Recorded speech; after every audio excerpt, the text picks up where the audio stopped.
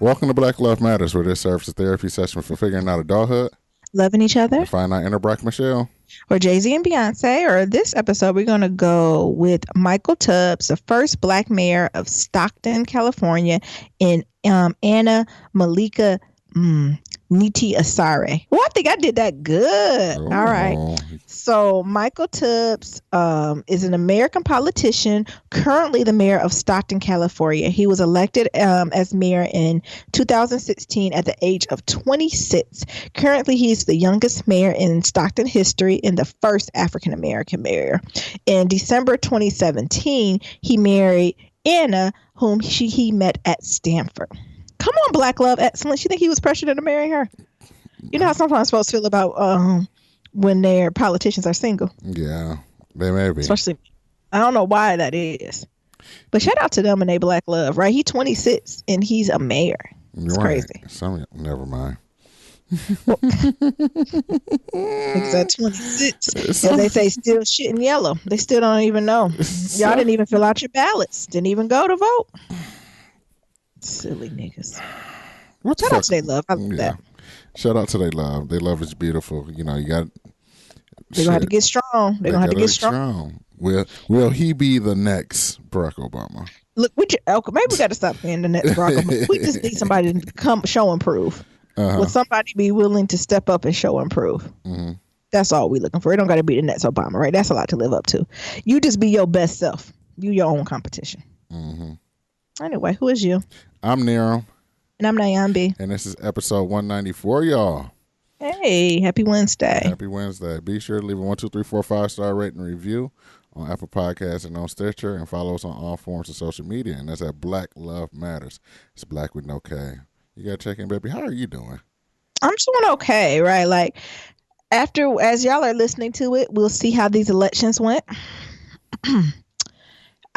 I just yesterday when I came home, I did not turn on all TV till about 6, 7, 8 o'clock that night. So at that time, shit was a little bit closer than I like it would be. To like it to, right? Like with all the stuff that's happened in those 2 years, these races be a lot more clear cut, and they're anything but that. Mm-hmm.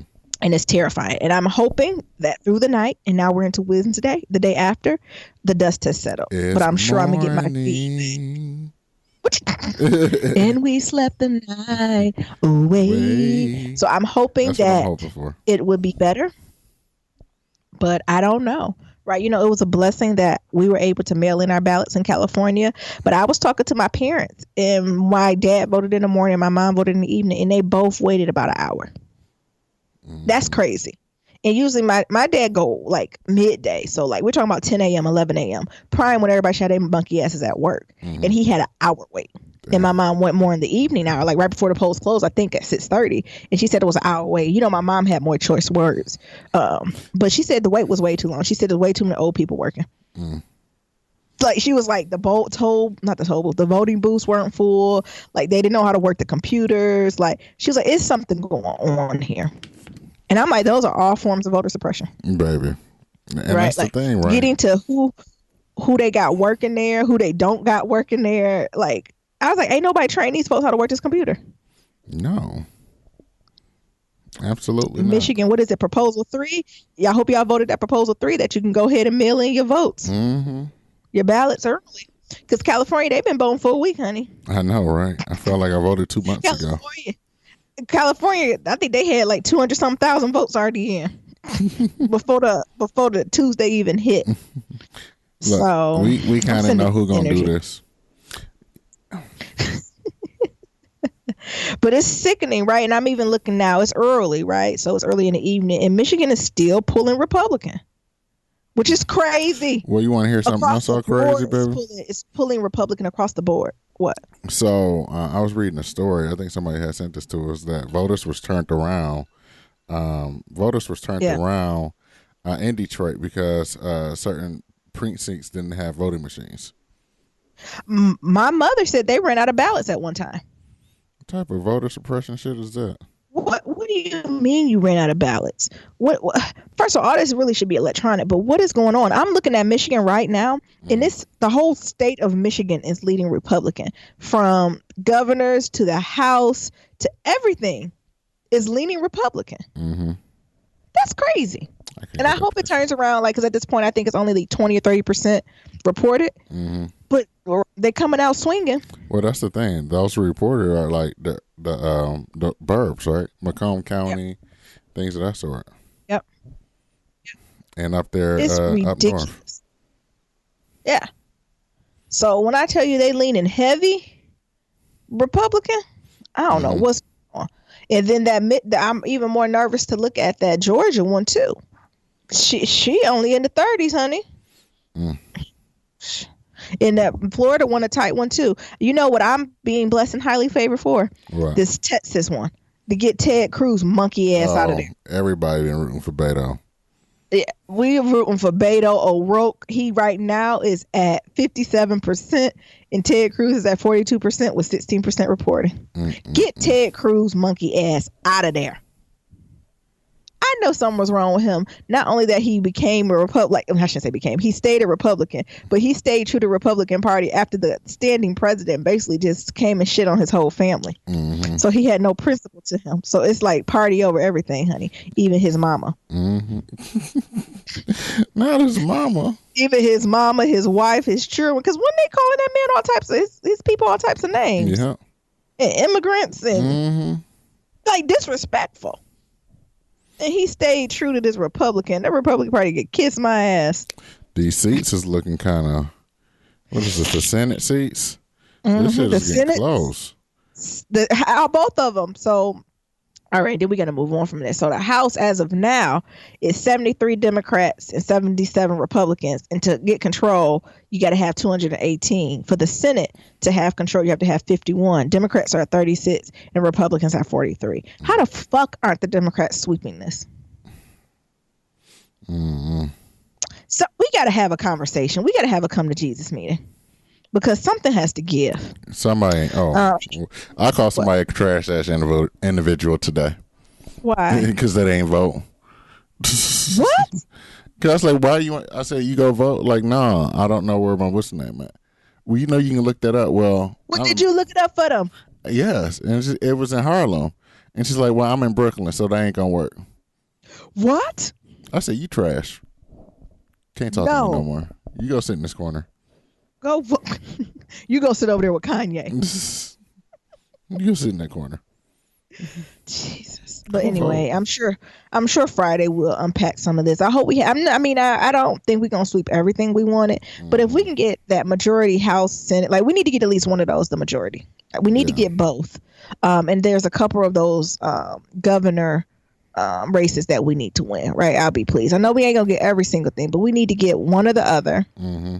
Right, we need to get the House or the Senate, and then we need to get a few of these governors on board too, right? Because the governorship, they're grooming them like to go through the House and the Senate, and like you know what I'm saying, like it's a it's a pipeline, right? So we need to get that pipeline lubed up for some stuff. Anyway, some updates from me. I had a good weekend. I had a friend come in and we did all the touristy stuff in the Bay, like everything from the Golden Gate Bridge, Castro Streets, Dolores Park, the Fisherman's Wharf. We did everything. And then we turned around on Saturday and did touristy things in San Jose. You know, we went to that mystery house. What's it called? Winchester? Yeah, with all the doors and shit. Yeah, so if y'all don't know, y'all can Google it. Actually, a movie came out about it last year, I think. Was it Winchester or Winchester? I think it's Winchester House. It's the mystery house in San Jose. And we went to see it, and believe it or not, it was beautiful. Yeah. Like, sis had good taste. Like, she had, like, all her mirrors in there. But, you know, it got creepy because, you know, them doors don't be leading to nowhere. They be leaving out to your death. Or them stairs that be going to the ceiling. And they got, like, these also stairs where she had arthritis. So it's like these zigzag little baby stairs. You know the little baby stairs they have in San Francisco? Mm-hmm. So, you don't get tired because the hills be so steep. Yeah. They had that all through the house, but just to go up like a half a flight of stairs. Really? Yeah, so like that stuff was kind of creepy, and we went in the basement and all that stuff. But it was good. But then what our monkey ass did, we come home and then rent the movie. Why? And I was like, oh yeah, if you go do it, we recommend you don't see the movie to after, because if you see the movie before, Jesus, It made you even more scared. it make you a little scary. You was wondering why the hell you was even there then? I mean, I'm a child of God. I ain't worried. But like, because the myth is, right? So Sarah, the woman who built the house, inherited basically 50% of this Winchester Rifle Company because her husband passed away. And that kind of was unheard of at that time in the 1800s, right? And at that time, I think the company was valued at like $500 million, like something crazy. So she basically became like the most wealthiest woman in America, if not close to the world at that time. And so she moved to the West Coast, and what she said, she found that there was spirits kind of after her. So she was really into spirituality and seances and like that type of stuff, right? And what she believed was, or the myth is, she believed that the ghosts who were killed by her husband's rifles were haunting her and her family. And for her to protect her family, the ghosts told her to build this house and create rooms to store the spirits in, so they won't disturb her, her family, or anyone else. So every night she would have like a seance room, and we went in that motherfucker where the ghost would speak to her, and she would do architecture. So on this house, I think it took 20-some years to build. There was not one day where there wasn't building going on. She hired a company. She was this wealthy. She hired a building company that worked on her house 24 hours a day, building additions, taking additions down, moving windows, like constantly building. And it'd be based off what the ghosts, air quote, tell her, she'll go build it. And if they'd be like, oh, we'll take that room down, she'll destroy the room. And she had a thing where she would like lock rooms, right? But she'll lock the door like with wood, and like everything had to be like 13. So it'd be like 13 nails, 13, hole, like all that type of stuff. But the house was beautiful. Like, Niram, I'm sure you're going to want to see it, but I'm definitely going to have to go at 9 a.m. Oh. Because they have like candlelight ones, and I'm not going at night. Oh, it's like that Mark Twain house at night? Not going at night. I'm not all set. Not doing that. Mark Twain house at night was scary too. Yeah, it was scary. Like, it's something about like oppression and like old white people and crickety, everything made of wood and shit. Like, and then, the thing is, she was ahead of her time. Like, like elevators in her house. She got removable floors so she can like water her plants. She got multiple like plant rooms. She created like the intercom system before it was created, right? Like, she got all this shit that's super fly. But and then they got it when the earthquake of 1906 hit. It destroyed half of the front of her house, right? And instead of her like rebuilding it up, she just put a wall on the stuff that was destroyed and just continue building forward. Sis. Interesting. And she just like blocked off that whole house, part of the house that was destroyed, because her thing said it wasn't no earthquake, that was them ghosts, honey. In there. This me, was it? Was Lock it that shit up. And she had super faithful like servants and stuff, and like they just did it, and it's crazy. It's doors that open to nowhere. You know what I'm talking about? Y'all know what I'm talking about? It was crazy. But we did that, and then, because I went to the house of the Lord, and that was really good. He actually talked about marriage. And it was very interesting when he talked about marriage. I'm going to have to go back through my notes and unpack it for you. But, he was saying it was actually a different type of sermon that I never really heard about with marriage, right? Like, he was saying how, like, sometimes folks just give marriage a bad rep, right? And he said, like, the rate for marriage. I'm sorry, I don't know why my mama keep calling me. And she did not get decline. He was saying things like, can you really blame people for not wanting to do marriage now? Because statistics say that now younger folks, so this generation, are getting married less. And the audience, no, Lord. He said, but can you blame them? Like, so marriage is what, 40% divorce rate? And they was like, yeah, but you got to work. He was like, so if someone told you when you get on the plane, there was a 40 to 50% chance of crashing, would you get on it? But you got to work. hell to the no. Like, you know, like, so he was like trying to show both sides. Like, you know, people aren't talking, you know, crazy and things like that. And like, he was even talking about it's important in a marriage to, I'm trying to go through my notes, is to have a vision of your marriage, right? And he's like, I don't want the singles to check out too, right? Because the time to create your vision for the marriage is when you're single. And the things he was talking about with the singles, like, it's just going back and forth, right? So it's the point, like, it's a sweet balance when it comes to marriage, like the idea that you can't overvalue it. So idolizing marriage, right? You know, some people who idolize marriage. It was like, this is what it is. Once I've reached it, I have arrived. I kind of see that as Michelle and Chad. Have y'all seen that show? Jesus. Near, have you seen that? No. Michelle loves Chad. No. We're definitely about that. And did you see that Nephew Tommy black dating show? No. Oh, don't y'all worry. When we come back, we're doing and all that. And then at the other time, you're not supposed to undervalue it, right? You're supposed to be able to live within this tension. You're supposed to be able to navigate within it. And then he went back to saying that, you know, you having no sight with no vision, you know, what's the purpose of that, right? What's the purpose of having eyes with no vision? The same thing for a marriage and navigating to that. And then he went to go talk with stuff I always be saying. And like, we can unpack this more when you get back, because I want to actually talk about it with you, Nero. It says a lot of times, you know, what he sees when he's counseling couples is money. Right. So that's one that folks fall out about. Also, folks fall out about marrying potential.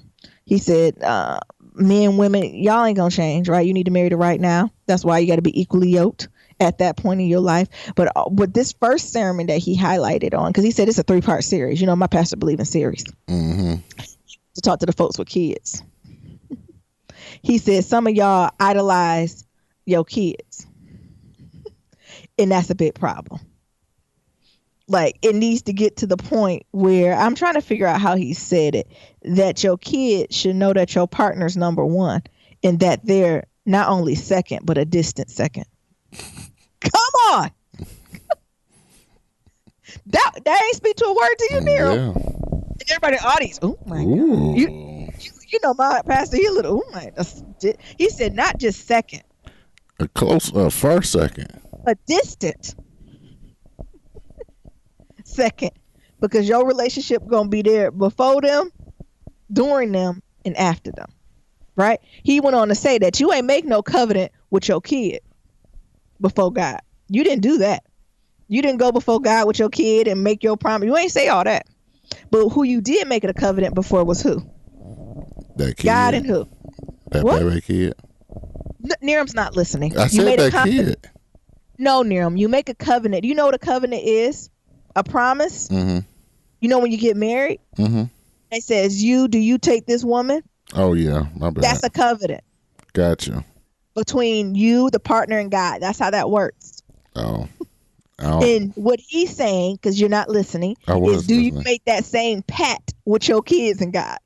No, you don't. At the hospital, the doctor don't say, do you, Nero, take baby Nero? No, to hold until death do you part. Do you take that covenant with baby Nero? No, you don't say that. But who you take the covenant with? Your woman or your partner. Gotcha. Come on. That was a word there. I never thought about it that way. And he said, of course, I'm not telling you to kick your kids to the curb. Like, no. But keep in mind who you made that promise to. And I'm going to leave it there. That's a word, though. Oh, okay. Sister Pastor. What you mean, Sister Pastor? Deacon Doctor. That touched. He said, you ain't make no covenant with these kids. Because, you know, folks heard to say, well, they ain't asked to be here. Well, shit. But I still didn't make no covenant with the Lord. In this child. I didn't do that. You know, I get you to you're old enough that you got to live your life, right? So I just thought that was super, super interesting. What you think about that, Nero? I think it's true. It's a true story. You know, I do too. Yeah, you know, and that's the thing, right? Especially when kids be gone. You see a lot of people who are empty nesters. They don't know what to do with their lives after that kid been gone. Don't you know that person no more? Yeah. Yeah. And I want to be clear. Like, we're not saying don't take care of your kids. And of course, there's going to be time. You know, when they babies, they need help feeding, right? Like, duh. But when your kids is 17, 18, 19, 20, 21, sometimes you got to cut that umbilical cord. Mm-hmm. And you have to let them live their life and respect that, right? Like, I always think back to, I actually had someone in my family who actually gave birth early, right? Mm-hmm. And then what she said, the baby father was like, he wasn't there. And I was like, oh, what happened, right? Did he not get there in time? Everything moved fast. He was like, no, something was going on with his mama.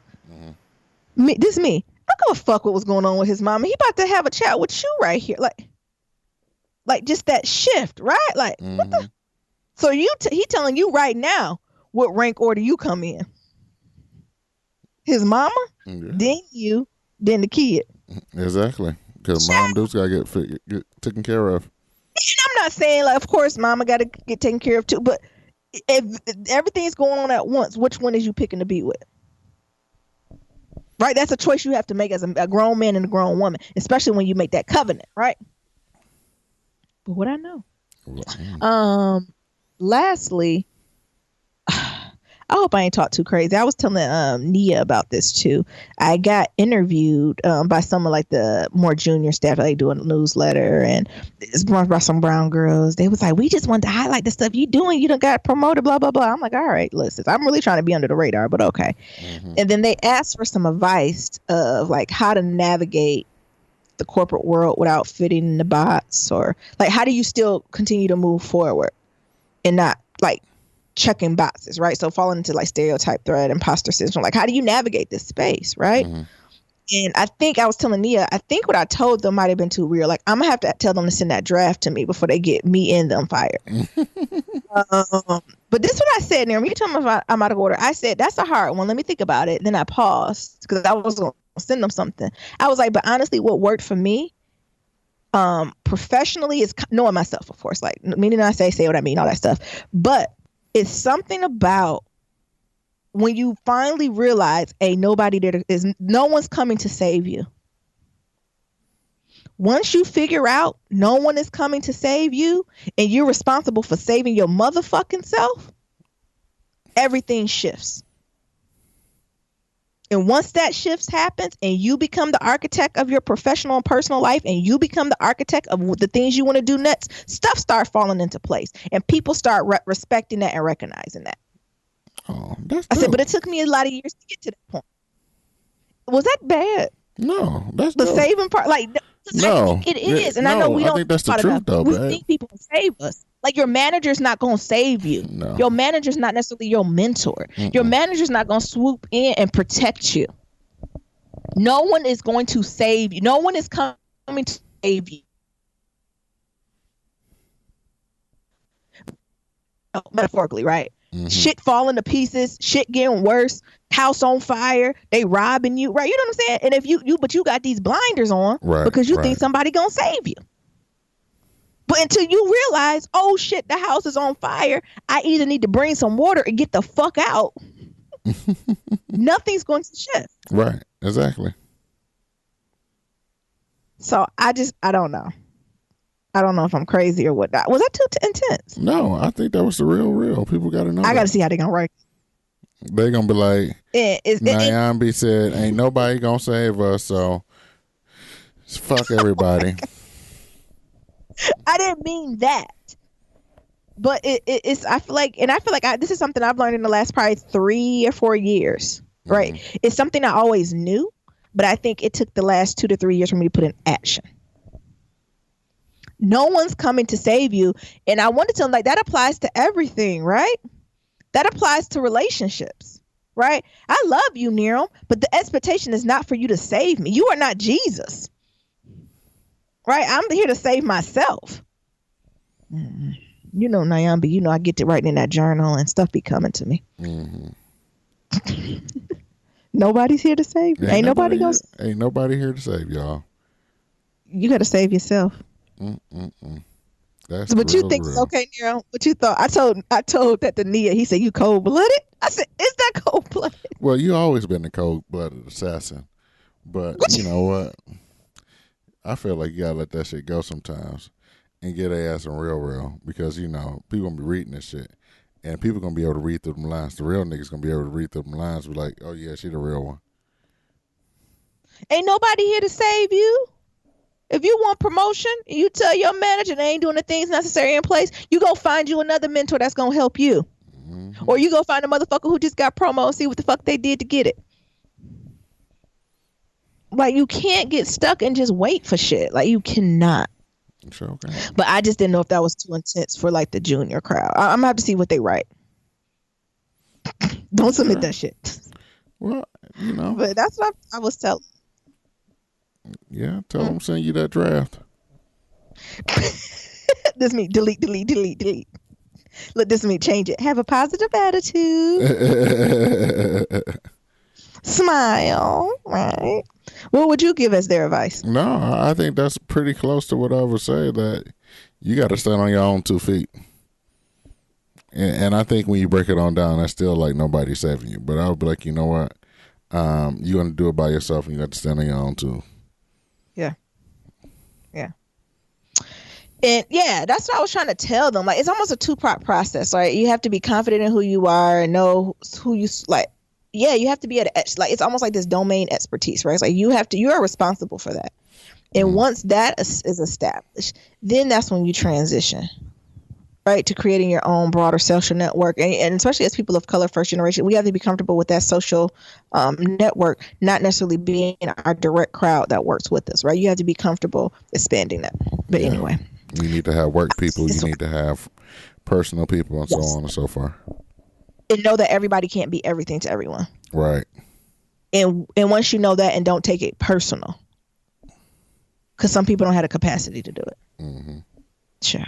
Was I giving up? They was telling me they wanted to make it a 2-part series. Yeah, because you was giving it up. What was I giving up now? You dropping all types of jewels. They ain't probably never heard that shit in their life. They never hear that shit in your life. You know what I'm saying? So you just giving them that real. And shit. When you got it, you got it. Especially when you talking about people of color. You know how you love your people. So, you gotta definitely guide the little baby birds here and there to let them know what's really going on. Right? I guess so. Yeah. Alrighty. Go ahead. What you got? What you talking about? Well, I'm still in New York by the time y'all still hear this. I'll be heading to my next destination.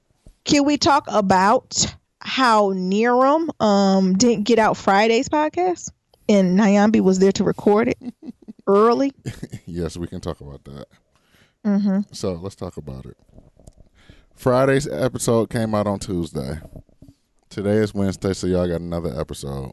Reason why Friday's episode did not come on Friday is because the day so me and Nyambi recorded that episode the following Wednesday, or last Wednesday.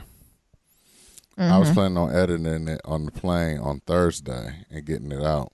However, when I backed up my computer and deleted stuff off my computer before I travel, I forgot to add that back onto there. So Nyambi had to get up early and send me that file.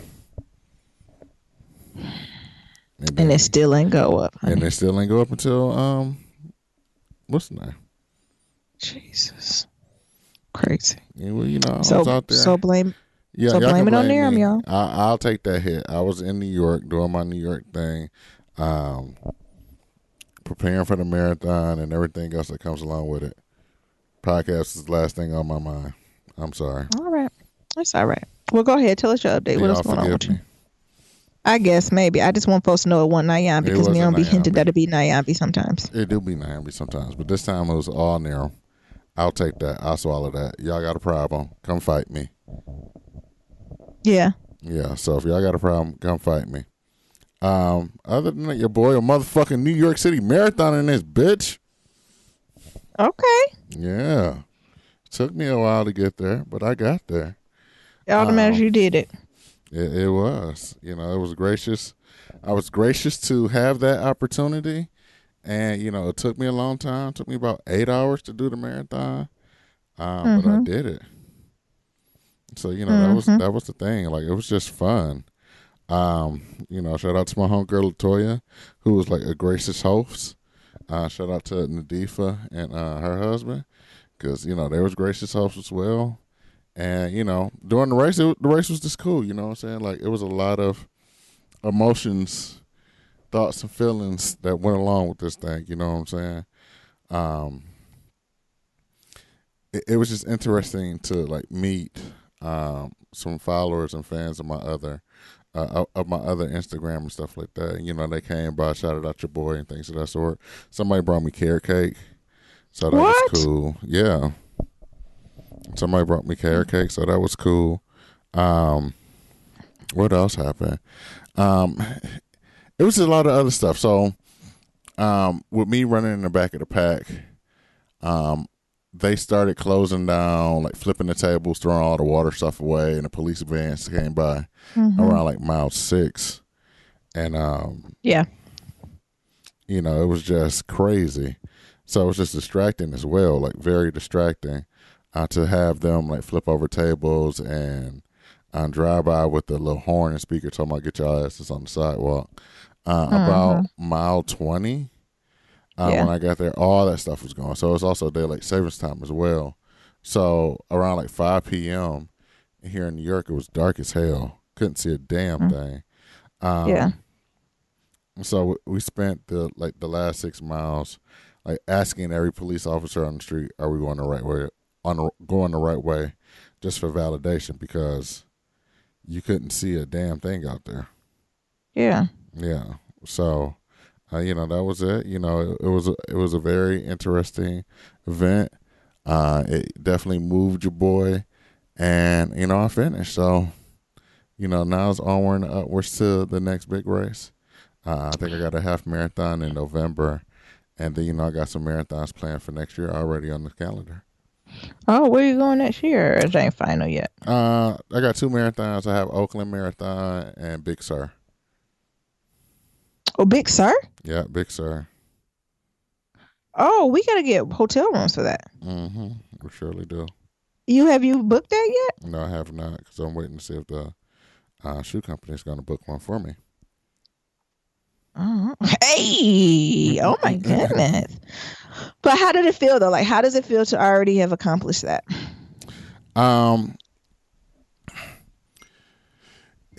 I don't know. I think, one of the things is that, I haven't ran a marathon since 2013, just because I've been dealing with quite a few injuries.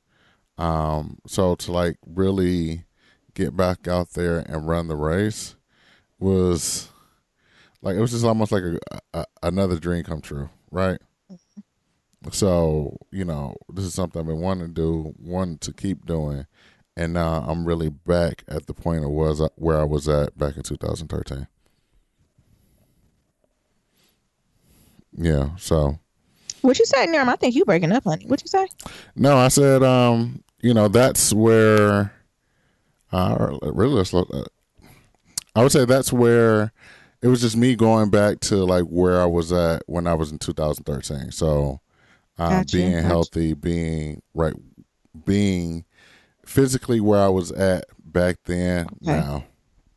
Okay. Yeah. Nice. I know the folks are trying to hear you. When we were recording virtually, y'all, sometimes it break up a little bit. We're trying to make sure y'all hear it. Skype is all jacked up today. Yeah. Yeah. So all right, then. Do we got a Black Love story now? Yeah, we do. Can you see it? Yes. So we have our Black Love story. And as always, if you want to submit your Black story, you can go right to our website at Black Love Matters. Again, that's Black Love Matters with no K. So this week's Black Love story is to Jackie and Eric Steverson, who's been married for 32 years and together for 34 years. First of all, can we get a slow hand clap for that, honey?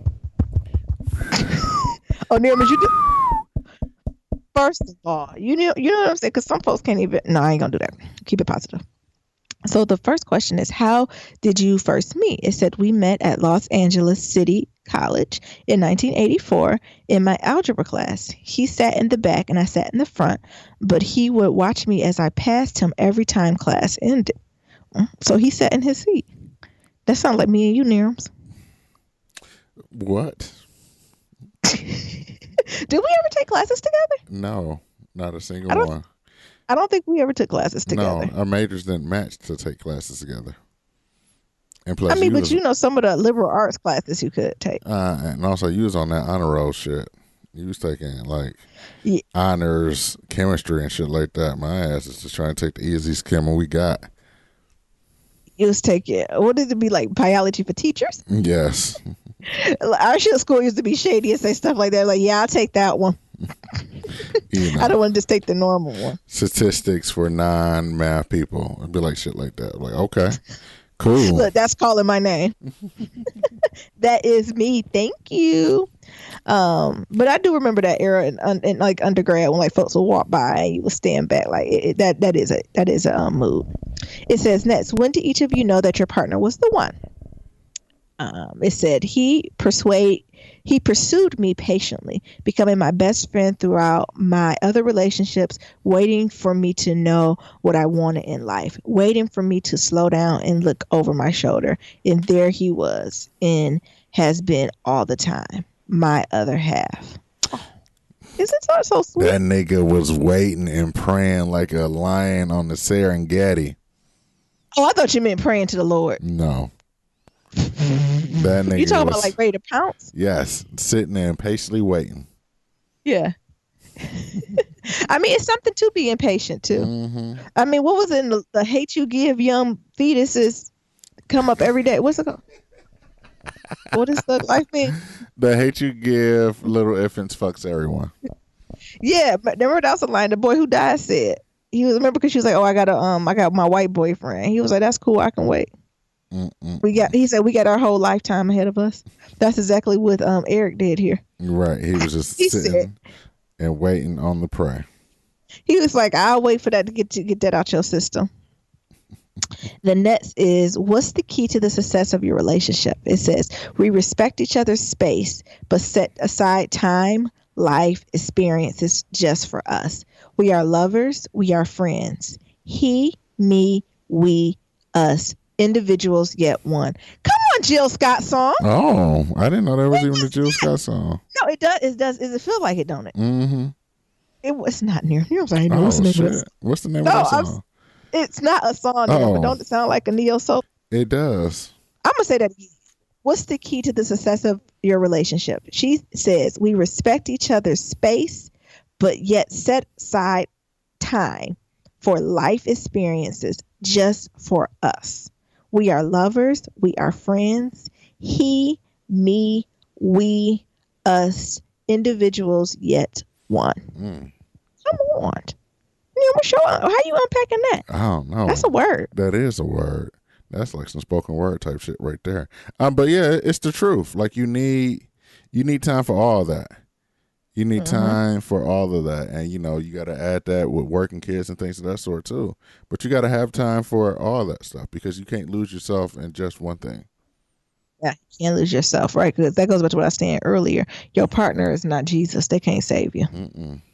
Right? It's about being comfortable and confident in yourself, right? Of course, when you fall to pieces, it's gonna happen. They'll help you put yourself back together, right? But you got to be the one at the core who want to be put back together. Exactly.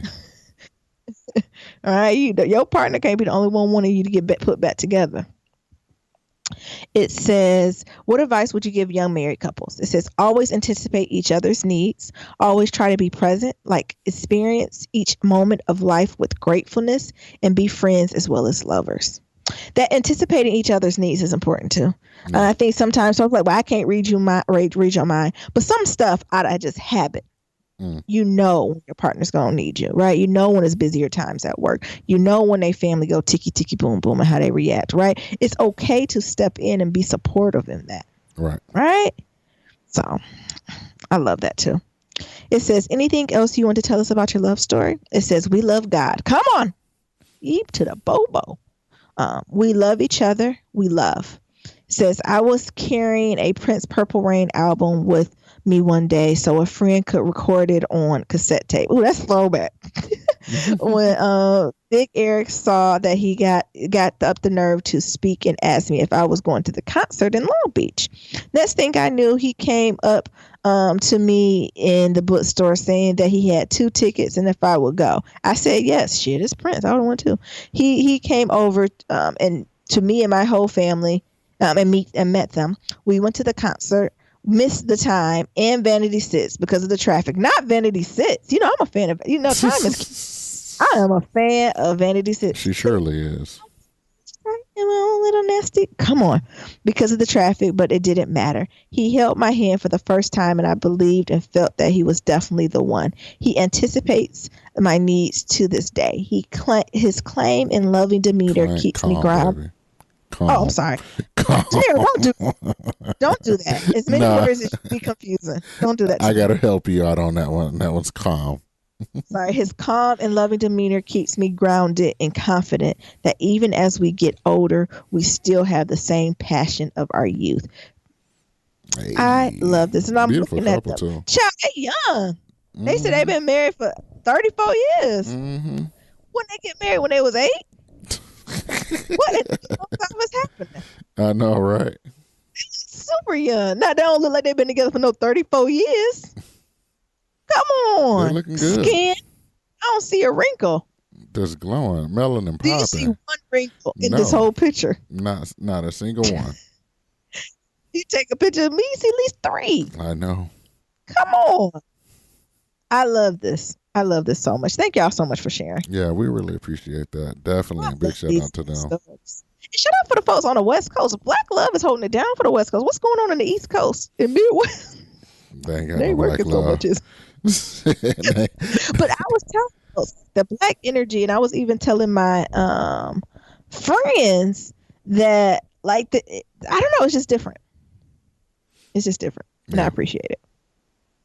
All righty, what we doing next? We got an update from a kitchen table talk, but I just remembered. Yeah, I'll read it. But I also remember because somebody asked me on Instagram and I think on Twitter, did I ever go back to the cryotherapy place? So I forgot to mention that because we didn't have an episode. So I did go back to the cryotherapy. Well, I didn't go back. I called their ass, and this man picked up the phone, and I was like, "Yeah, I'm trying to make an appointment for cryotherapy," and he's like, "Oh, we closed." And I said, "Oh, for today? Like, I'll make one for the next day." And it's like, "No, we closed for good." And I was like, "Oh, okay. What about my money that I paid, prepaid?" Yeah, you gonna reimburse me, honey? Yeah, thank you. Like, I don't know about any of that, and he hung up. So I end up filing a complaint to my credit card and getting that money back. But I also went up there again just to see what's going on. It was dark as fuck in there, and the door was locked this time. Yeah. So I hope, they gone. I hope Megan or whatever her name was, she all right. Oh, the person who used to work there? Yeah. Like she ain't know what was going on. Mm-hmm. That looked like one of them things where they just came in and was like, "Oh, sis, we ain't coming back. You can go home." Right. I wondered did they have a sale because they. What you say? You know how to be having all that workout stuff. I'm like, child, can I get your mats or no? Right. You know, like a going out of business sale. Yeah. Let me take this off y'all hands. Yeah, because I want those Normatec sleeves. Them bitches like $1,500. Exactly. All right. Well, we got our kitchen table. Yeah, let's talk do a update. Table talk update, and then we'll get on out of here since Skype is starting to act up. So we got kitchen table talk update. It says Niram, you were right. I should have left his ass. Wait, maybe we should get. Oh, you gonna read it and give hindsight? Yeah. Okay. So it says Niram.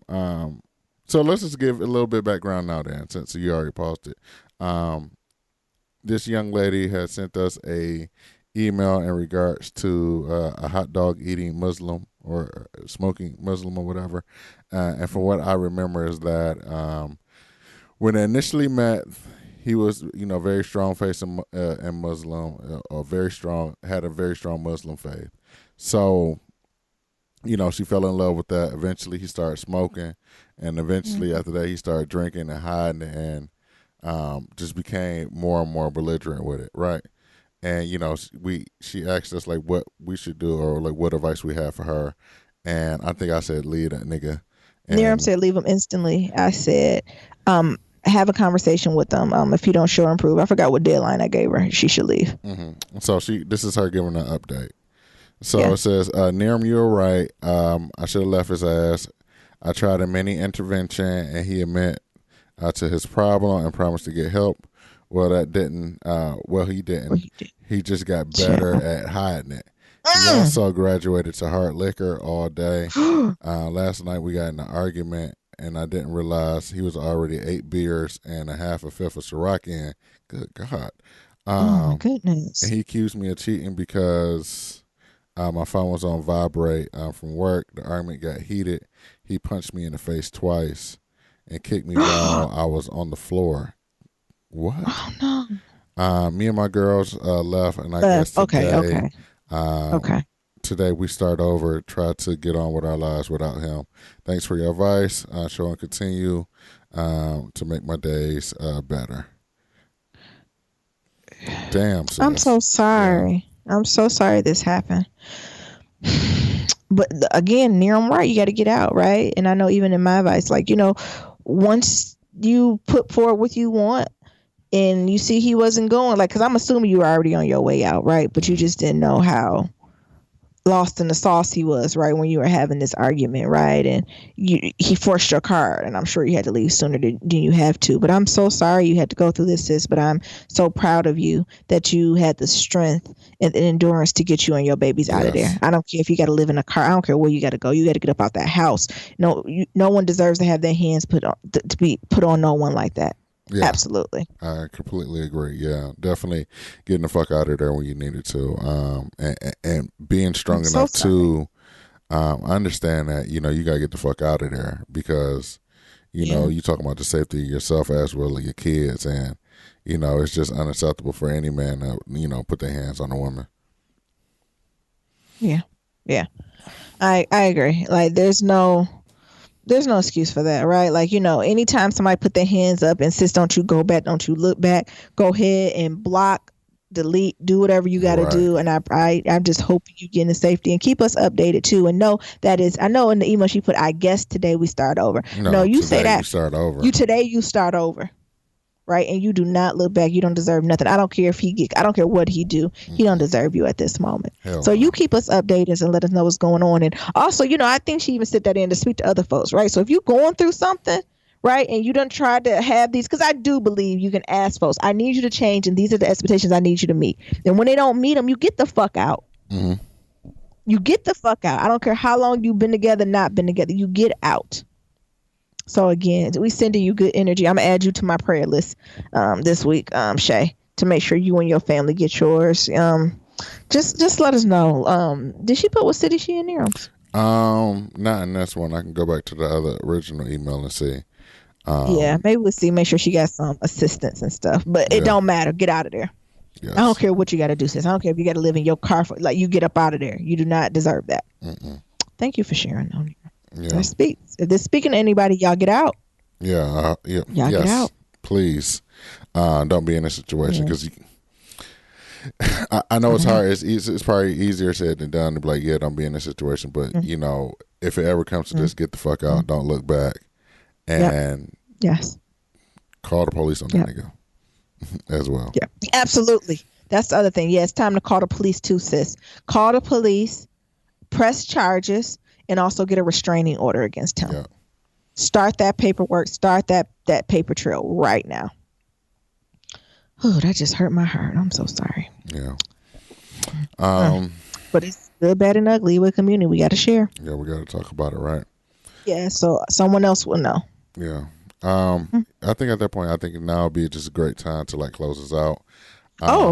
Miriam said can we have one positive thing? I'll do one positive thing. Okay. I can do one. Idris Elba won the sexiest man alive. Okay. Your thoughts? Oh, Neil, that's not positive. Your thoughts? Yes. The answer is yes. Oh, well, Simone Biles has made history by being the first woman to win 4 all-around challenges in the world. 4 all-around worlds. Okay. Yeah. Nice. She's kicking that shit. Just some good black news, just to put in the air. Mary Keitany of Kenya wins her fourth New York City Marathon. Perfect. More good news. Yeah. Actually, I got some shady news. Every time I think about Idris Elba being sexiest man alive, I think K. Michelle, when she was talking about just because he talked with a British accent don't mean he a good man. He's still a hood nigga. I forgot what show she said that, and I spit my water out. It's just because he talk with an accent don't mean. Don't y'all confuse them. Oh my goodness. Just trying to lighten it up a little bit. All right, Niram. I know Niram a Cancer. It just affected his energy. I know when Niram seen this hurt him. It did hurt me too. You're right. Let's fall out. Let's respect the energy. I guess the other petty news is that Rihanna sent Trump a cease and desist for telling him for playing her damn music at the what's the name? Did. Good for her. Yes. Good for her. So as always, to submit your Black Love story, go to blacklovematters.com. To submit your question for Kitchen Table Talk, shoot us an email at blacklovematters, and that's at gmail.com. To leave us a comment about anything that we talked about, you can go to our website, Black Love Matters. We also got SoundCloud, or you can leave us a voicemail at 508-784-1111. That's 508-784-1111. Talk to y'all later. Remember, love is ever evolving. Peace.